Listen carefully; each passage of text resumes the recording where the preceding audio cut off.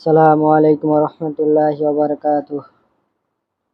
সম্মানিত দর্শকগণ, আপনারা কেমন আছেন? আশা করি ভালো আছেন। আলহামদুলিল্লাহ, আপনাদের দোয়া আমিও ভালো আছি। তো সম্মানিত দর্শকগণ, জালেম শত্রু ধ্বংস হবে। জালেম শত্রুকে ধ্বংস করার তদবির নিয়ে উপস্থিত হয়েছি। যে শত্রু সবসময় আপনার উপর জুলুম, অত্যাচার ও নির্যাতন করে, আপনার জীবনকে অতিষ্ঠ করে তুলেছে, এমন জালেম শত্রুকে চিরদিনের জন্য শেষ করে দেওয়ার জন্য এই নকশা খুবই কার্যকর। তবে সামান্য কারণে বা অসৎ উদ্দেশ্যে আমল করা যাবে না। তো সামান্য ঝগড়াঝাটি বা সামান্য ঝগড়া বিবাদে তদবির করবেন না। তো যারা এই ভিডিওটা দেখতেছেন, তদবিরের অনুমতি পেতে হলে ভিডিওতে একটা লাইক করবেন, অন্য ভাইদের উপকারের জন্য শেয়ার করে দেবেন, কমেন্টে বলবেন আমি অনুমতি চাই, তাহলে অনুমতি দিয়ে দিব।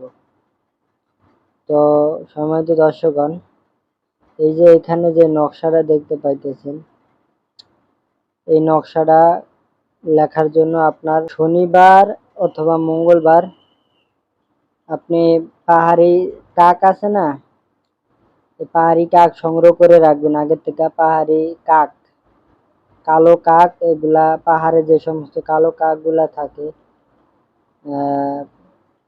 ওই কাক সংগ্রহ করে ওই কাক জবাই দিয়ে তার যে রক্ত আছে, এই রক্ত দিয়ে আপনার এই নকশাটি লিখতে হবে।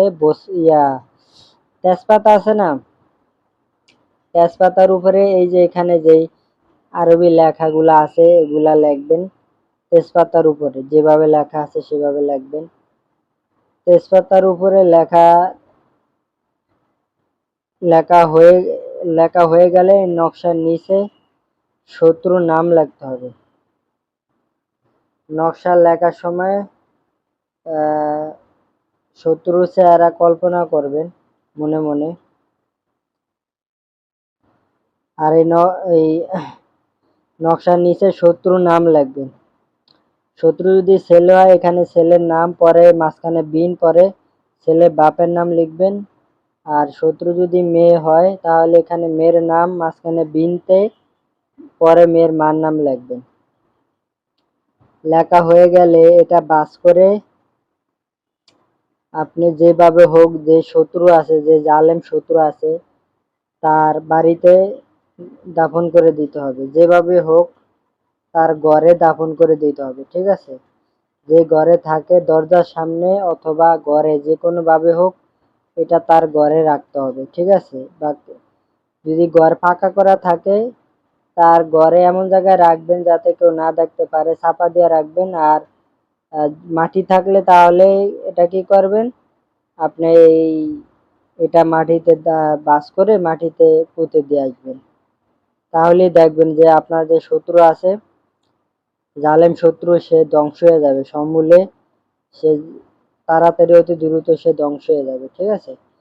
জালেম শত্রুকে ধ্বংস করার আমল, ধ্বংস বলতে তার অর্থ সম্পদ সব দিক দিয়ে সে ক্ষতিগ্রস্ত হয়ে যাবে, ঠিক আছে? সে গরিব হয়ে যাবে এবং আস্তে আস্তে অনেক গরিব হয়ে যাবে, সে ধ্বংস হয়ে যাবে, সব দিক দিয়ে পেরেশানি, অসুস্থ হয়ে পড়বে।